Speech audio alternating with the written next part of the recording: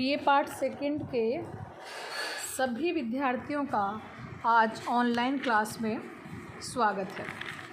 बच्चों, हम जनसंख्या वाला चैप्टर कर रहे हैं जिसमें अपन ने विश्व के प्रमुख महाजनसमूह देखे और विश्व में जनसंख्या के वितरण को प्रभावित करने वाले कारक, जनसंख्या घनत्व को समझा, यूरोपियन और एशियाई जनसंख्या या महाजनसमूह का जो वितरण है उसमें किस प्रकार की असमानता या समानताएं पाई जाती, ये सभी अपन ने अध्ययन किया था।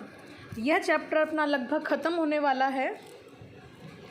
इसमें एक बहुत ही इम्पोर्टेंट चैप्टर बाद में आपके आने वाला है जो कि जनसंख्या और संसाधन संबंध के रिगार्डिंग है, जो आज अपन करेंगे। उसको पढ़ने से पहले मैं आप कुछ छोटी छोटी चीज़ें हैं जो मैं आपको बताना चाहती हूँ, क्योंकि छोटे जब क्वेश्चंस आते हैं ऑब्जेक्टिव टाइप एक लाइन के प्रश्न, तो आपसे इस तरीके के बहुत से सवाल पूछे जाते हैं। तो सबसे पहले जैसे जनसंख्या घनत्व किसे कहते हैं, तो हम सामान्य जो गणितीय जनसंख्या घनत्व है उसको तो हम ये जानते हैं कि 1 किलोमीटर क्षेत्र पर निवास करने वाली व्यक्तियों की संख्या को हम क्या कहते हैं, जनसंख्या घनत्व। उसके आगे गणितीय लग गया, यानी कि हम आम भाषा में कहते हैं ना कि राजस्थान का जनसंख्या घनत्व इतना है, भारत का जनसंख्या घनत्व इतना है, तो वो जिसको हम गणितीय जनसंख्या घनत्व भी कहते हैं कि भूमि के अनुपात में मनुष्य का कितने मनुष्य रहते हैं कितनी भूमि पर। दूसरा है आर्थिक या आंकिक जनसंख्या घनत्व। आर्थिक या आंकिक जनसंख्या घनत्व से संबंध है किसी भी प्रदेश के जो आर्थिक घनत्व द्वारा उस प्रदेश के समस्त आर्थिक संसाधनों की उत्पादन क्षमता पर जनसंख्या के भार को ज्ञात करना। क्या समझे कि कोई प्रदेश, क्या लिखा है उसमें, आप ये देखिए, मैंने इसमें इसको बड़ा करके दिखाती हूँ।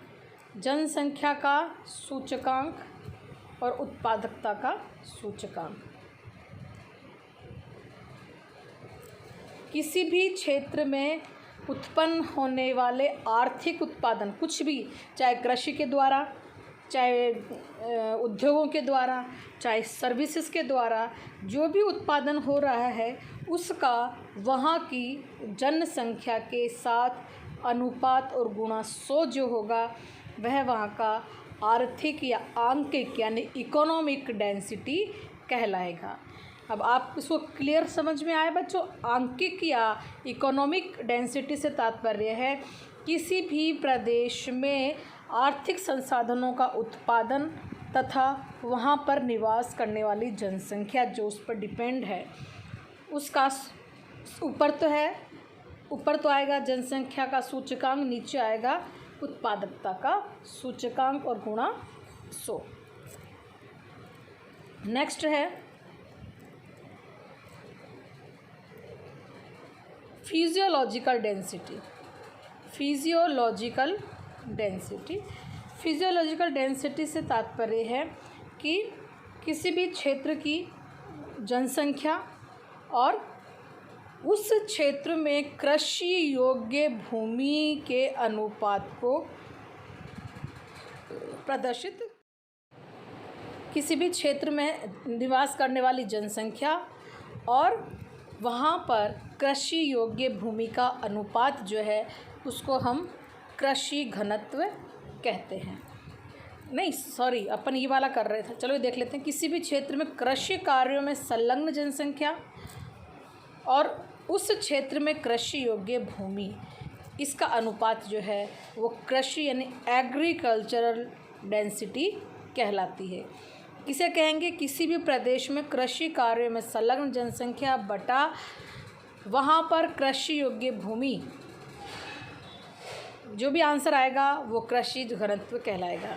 अभी अपन यहाँ देख रहे थे फिजियोलॉजिकल डेंसिटी। फिजियोलॉजिकल डेंसिटी से तात्पर्य किसी भी क्षेत्र में निवास करने वाली कुल जनसंख्या और उसी प्रदेश में कृषि योग्य भूमि का जो भी कुल कृषि योग्य भूमि, यानी कि इन दोनों में फ़र्क आप समझ लीजिए। फिजियोलॉजिकल डेंसिटी में हम संपूर्ण जनसंख्या ले रहे हैं और एग्रीकल्चर यूनिवर्सिटी में हम किसको ले रहे हैं, सिर्फ उस जनसंख्या को जो कृषि कार्य में संलग्न है। अब है पोषण घनत्व या न्यूट्रिशनल डेंसिटी। इसके अंतर्गत किसी भी प्रदेश में कुल जनसंख्या और वहाँ पर उत्पन्न होने वाले खाद्यान्नों के अंतर्गत जो क्षेत्रफल आता है उसका अनुपात जो है वह पोषण जनसंख्या घनत्व कहलाता है। कैसे कहलाएगा? किसी भी प्रदेश में मान लो 1 लाख जनसंख्या है। कितनी जनसंख्या है? 1 लाख। और उस प्रदेश में खाद्यान्न के अंतर्गत कितनी भूमि आती है? मान लो 1000 हेक्टेयर आती है। ठीक है, हाँ, जिसके अंतर्गत क्या बोया जा रहा है? खाद्यान्न। और फसल बो रहे हैं उसको नहीं गिनेंगे। अगर वहाँ पर कपास उग रही है, जूट उगाया जा रहा है, तो वह जो है उसके अंतर्गत जो भूमि आती है उसको नहीं, सिर्फ उसी भूमि का अनुपात करेंगे जो जहाँ पर कि खाद्यान्न उत्पादन किया जाता है। नेक्स्ट है काष्ठा या क्रिटिकल डेंसिटी। काष्ठा या क्रिटिकल डेंसिटी में आपको एक ये देखिए, समझिए इसको। इसके अंतर्गत क्या होता है? किसी भी क्षेत्र में भूमि का उपयोग तथा मानव वहन करने की क्षमता, कैरिंग कैपेसिटी, फिर उसका अनुपात, फिर प्रति वर्ग इकाई के रूप में प्रदर्शित किया जाता है। ये अनुपात काष्ठा अनुपात कहलाता है, जिसमें आप देखिए 100 C/F। सी का मतलब है कृषिगत भूमि यानी कल्टिवेटेड भूमि का विस्तार। F का मतलब है फैलोलैंड, जो अपन काम में नहीं आती, इसलिए कुछ समय के लिए फैलो छोड़ देते हैं। A का मतलब एक्चुअल बोया गया क्षेत्र। और L का मतलब है परंपरागत विधियों से बोई गई भूमि का प्रतिशत। ठीक है, C/F × A/L, इसको कहते हैं काष्ठा अनुपात। अब अपने ने ये देखा कि इस प्रकार जो है हम किसी भी जगह के विश्व के काष्ठा, इकोनॉमिक, फिजियोलॉजिकल, एग्रीकल्चरल आंकड़े हम निकाल सकते हैं। बच्चों, अब आपका जो नया आज चैप्टर मैं शुरू करना चाह रही थी वो थी जनसंख्या एवं संसाधन संबंध। जनसंख्या एवं, अपन ने जनसंख्या को अलग से पढ़ा, अपन ने संसाधन को अलग से पढ़ा। यहाँ पर अपन संबंध और समस्याएं, किस प्रकार की जनसंख्या और संसाधन के बीच में समस्याएं आ रही हैं। हम शुरू से ही पढ़ते हैं, जब संसाधन पढ़ते हैं तो संसाधनों के साथ संसाधनों के संरक्षण की भी बात करते हैं कि ये संसाधन जो है एक समय के बाद में समाप्त हो जाते हैं, कुछ उनकी लिमिटेड है। तो मनुष्य जो है संसाधनों के ऊपर पूरी तरीके से आश्रित है और संसाधन भी मनुष्य पर आश्रित है संसाधन कहलाने के लिए। ठीक है ना, कोई भी संसाधन जब संसाधन बनता है जब मनुष्य उसको प्रयोग में लेता है।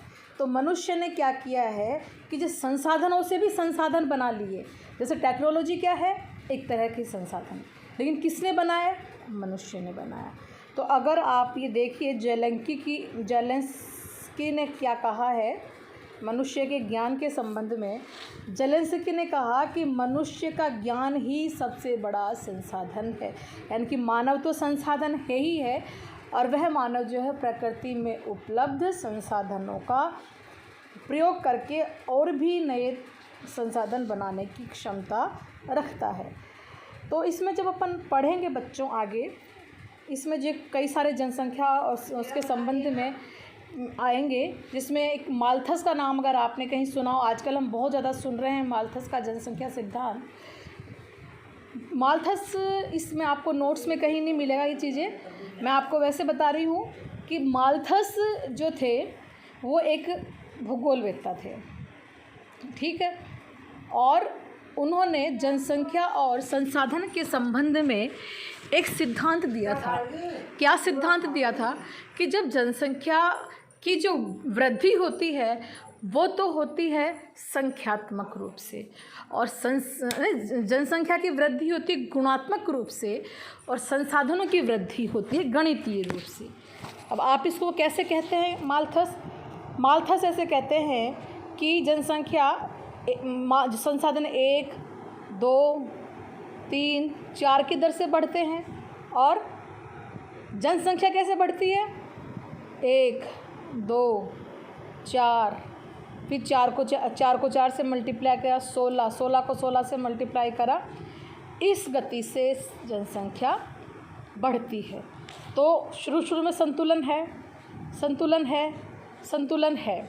फिर धीरे धीरे क्या होता है? संतुलन बिगड़ जाता है। जब ये संतुलन बिगड़ जाता है तो क्या होता है? जनसंख्या अधिक, संसाधन कम हो जाते हैं। ऐसी स्थिति में प्रकृति जब इस बोझ को उठा नहीं सकती तो क्या होता है? ऑटोमेटिक ही प्रकृति के अंदर ऐसी घटनाएं आने लगती, जैसे ज्वालामुखी आना, भूकंप आना, महामारी आना, बाढ़ आना, तूफान आना। तो ऑटोमेटिक ही जनसंख्या क्या होगी? कम होनी शुरू हो जाएगी, जिससे वापस से संतुलन की स्थिति बनने लगी। जब इन दिनों लॉकडाउन लगा था और जब ये कोविड-19 आया था तो बहुत बार ये बात कह रहे थे कि ये सामान्य चीज़ें हैं, कि प्रकृति अपने आप स्वतः, अगर हम जनसंख्या वृद्धि को रोक नहीं पाते हैं तो स्वतः ही उसको अपने आप कम करने का प्रयास करती है, वो किसी भी तरीके से उसको कम करने की कोशिश करती है। तो कोविड-19 एक प्रकार से उसी का रूप है। तो बच्चों, ये माल्थस की थ्योरी थी। अब आपको मैं बताती हूँ कि अब इसमें पढ़ेंगे अपन अनुकूलतम जनसंख्या। पहले मैं आपको अनुकूलतम जनसंख्या के बारे में ही समझा देती हूँ कि अनुकूलतम जनसंख्या है क्या।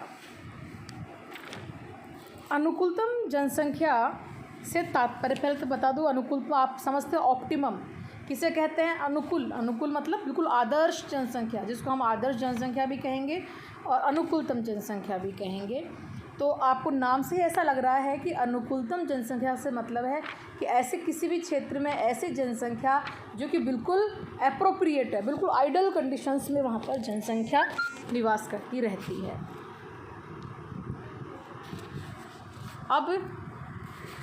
अब ये ऑप्टिमम या आदर्श जनसंख्या या अनुकूलतम जनसंख्या जो है ये कहाँ से आए? इस शब्द का सबसे पहले प्रयोग किया था एडविन कैनन ने, है ना। एडविन कैनन ने सबसे पहले इसका प्रयोग किया था और एडविन कैनन ने हमें क्या बताया था कि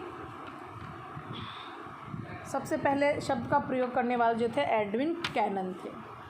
और कैनन के अनुसार क्या था कि किसी भी क्षेत्र में उपलब्ध दशाओं के अंतर्गत व्यक्तियों की उस संख्या को अनुकूलतम जनसंख्या कहते हैं जो कि उच्चतम जीवन स्तर कायम रखने में समर्थ है। मतलब कि जो जनसंख्या रहती है उनके पास उतने संसाधन उपलब्ध है जितने कि उनके पास होने चाहिए, जिसके कारण उनका जीवन स्तर कैसा है? उच्चतम जीवन स्तर बना हुआ है।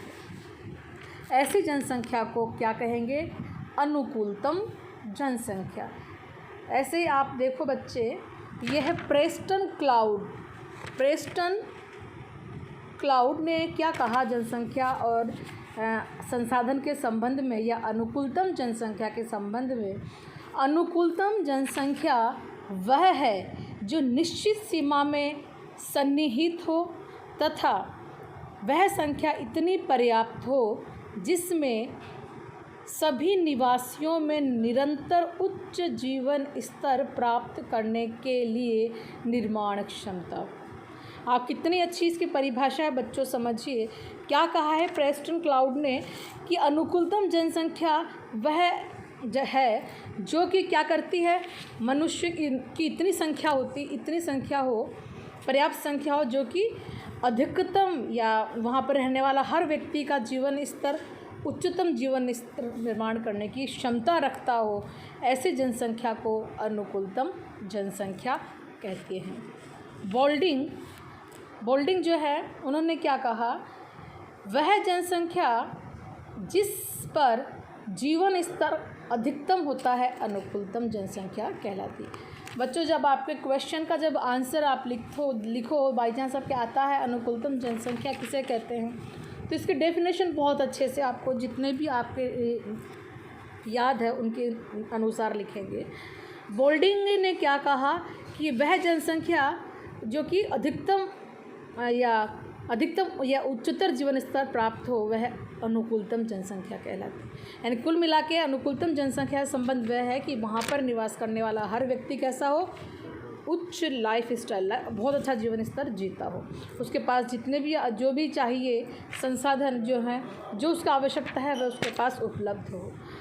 डाल्टन ने कहा कि अनुकूलतम जनसंख्या वह है जो प्रति व्यक्ति अधिकतम आय देती है। अब इन्होंने किससे जोड़ लिया, मनी से। डाल्टन ने क्या कहा, निश्चित रूप से हमारे पास अगर पैसा है तभी हम अपनी आवश्यकताओं की पूर्ति करने में सक्षम होंगे। रॉबिन्सन ने क्या कहा, बच्चों रॉबिन्सन का बहुत महत्वपूर्ण योगदान रहा है अनुकूलतम जनसंख्या में। कैनिन ने इस शब्द का प्रयोग किया, लेकिन उसको विस्तार से समझाने वाले रॉबिन्स और जॉनसन ने बहुत अच्छे से उसको समझाया है। रॉबिन्स ने क्या कहा, वह जनसंख्या जिससे अधिकतम उत्पादन संभव हो अनुकूलतम जनसंख्या कहलाती है। क्या हो, जिससे अधिकतम उत्पादन कब होगा, हम अपनी कैपेसिटी का अधिकतम कब देंगे, जब हमारी जो अंदर क्षमता है उसका पूर्ण विकास होगा। और पूर्ण विकास कब होगा, जब हमें संपूर्ण सुविधाएं प्राप्त होगी। जॉनसन के अनुसार क्या है, जॉनसन ये कहते हैं मनुष्य की वह संख्या जो किसी दी हुई आर्थिक, सैन्य अथवा सामाजिक लक्ष्यों में के संदर्भ में अधिकतम प्रतिफल को उत्पन्न करती है अनुकूलतम जनसंख्या कहलाती है। इस तरीके से बहुत सारे ज्योग्राफर्स हैं जिन्होंने जनसंख्या के संबंध में, अनुकूलतम जनसंख्या के संबंध में अपने विचार रखे हैं। Doctor R.N. सिंह जो हैं, उनके अनुसार क्या है अनुकूलतम जनसंख्या, किसी क्षेत्र या प्रदेश में निवास करने वाले व्यक्तियों की वह आदर्श संख्या जो उस क्षेत्र के संसाधनों का पूर्ण उपयोग करने के लिए उपयुक्त हो। मतलब किसी भी क्षेत्र में जो संसाधन उपलब्ध है, उन संसाधनों का उपयोग करने के लिए वहाँ पर इतनी जनसंख्या हो जो कि वहाँ उनका उपयोग कर सके, तथा सामान्य जीवन स्तर, जिससे क्या हो, सामान्य जीवन स्तर संभव हो सकता है। इस प्रकार से बहुत से ज्योग्राफर्स ने अनुकूलतम जनसंख्या के संबंध में अपने विचार रखे। लेकिन अब आपको ये समझ में आना चाहिए कि अनुकूलतम जनसंख्या क्या है। अब आपको ये समझ में आ रहा है ना अनुकूलतम जनसंख्या क्या है। अनुकूलतम जनसंख्या से तात्पर्य है किसी भी प्रदेश या क्षेत्र में निवास करने वाली जनसंख्या तथा उनके पास उपलब्ध संसाधनों की संख्या उनके अनुपात में हो। अगर उनके पास जितनी जनसंख्या है, सबके पास सही मात्रा में संसाधन उपलब्ध है, उनकी लाइफ स्टाइल बहुत अच्छी है, सबको शिक्षा प्राप्त हो रही है, सबको रोज़गार प्राप्त हो रहा है, सबको संसाधन प्राप्त हो रहे हैं, जनसंख्या मेडिकल फैसिलिटीज़ उपलब्ध है, प्रदूषण रहित वातावरण है, तो इस प्रकार की जो जनसंख्या होगी वह अनुकूलतम जनसंख्या होगी। तो हमने अनुकूलतम जनसंख्या के निर्धारण के लिए कुछ मापदंड क्या मानते हैं। सबसे पहला, जैसे कि सकल राष्ट्रीय उत्पादन। आजकल बच्चों, आप अगर टीवी या न्यूज़पेपर पढ़ते हो, GDP और GNP, इसमें दो चीज़ें हैं। देखो आप, सकल राष्ट्रीय उत्पाद वो तो है GNP, और सकल घरेलू उत्पाद यह है GDP। दोनों एक दूसरे से अलग हैं। सकल मतलब तो ग्रोस हो गया, राष्ट्र मतलब हमारे देश में जो भी चीज़ हमारे देश के नागरिक, हमारे देश के द्वारा कहीं पर भी, चाहे हमारा भारत के जो लोग हैं अमेरिका में उन्होंने इन्वेस्ट कर रखा और वहाँ से हमारे देश में पैसा आता है, तो वो भी राष्ट्रीय उत्पाद का हिस्सा होगी। और जीडीपी से तात्पर्य है हमारे देश की सीमाओं के अंतर्गत उत्पादन होने वाली, चाहे हमारे देश में वह पैसा विदेशों ने लगा रखा और विदेशी उत्पादन कर रहे हो, तभी भी वह जीडीपी कहलाती है। तो जहाँ पर, और वास्तव में देखा जाए तो जीएनपी ज़्यादा महत्वपूर्ण होती है कि इससे हमारे वास्तविक जो प्रगति को दर्शाती है।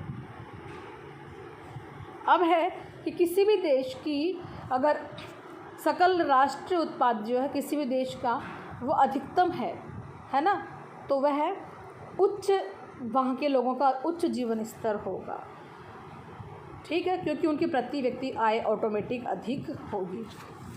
जहाँ सकल राष्ट्रीय उत्पाद ज़्यादा होगा वहाँ का प्रति व्यक्ति आय अधिक होगी, क्योंकि इसमें मैंने क्या बताया, हमारे देश की सीमाओं तथा हमारे देश के बाहर जो भी हमारे देश का उत्पादन हो रहा है, जो जिससे हमारे देश को आय हो रही है, वो सकल राष्ट्रीय उत्पाद कहलाता है। पूर्ण रोजगार किसी भी देश में रहने वाले लोगों को उनकी योग्यता के अनुसार, उनकी शिक्षा के अनुसार अगर रोजगार प्राप्त होता है तो वह आदर्श स्थिति या अनुकूलतम स्थिति कहलाती है। उच्चतम जीवन स्तर, उच्चतम जीवन स्तर से तात्पर्य आपको पता ही है कि अगर अधिकतम आय प्राप्त हो रही है, सबको रोजगार प्राप्त हो रहा है, सामाजिक और सांस्कृतिक क्षेत्र में शांति बनी हुई है ना, तो ये सब चीज़ें, राजनीतिक उठक पटक की स्थिति नहीं है, सांस्कृतिक स्तर पे उच्चतम स्तर की तरफ जा रहा है, विकास हो रहा है, वह सब जो है वह उच्चतम जीवन स्तर को कहलाती है। आपस में द्वेष नहीं है, अब संसाधनों का पूर्ण उपयोग। अनुकूलतम जनसंख्या से तात्पर्य है किसी भी क्षेत्र की सीमा पर उपलब्ध प्राकृतिक संसाधन और आधुनिक जो प्रौद्योगिकी या टेक्नोलॉजी के संसाधन जो हो रहे हैं उनका पूर्ण उपयोग होता हो, वह तब भी अनुकूलतम जनसंख्या कहलाएगी। मतलब हमने जो टेक्नोलॉजी बनाई है वो टेक्नोलॉजी को यूज़ करने के लिए लोग भी हमारे पास होने चाहिए। अगर हमने टेक्नोलॉजी बना ली हमने, तो हमारे पास उसको यूज़ करने वाले नहीं हैं, तो वो क्या होगी, आदर्श स्थिति नहीं होगी। अगर हमने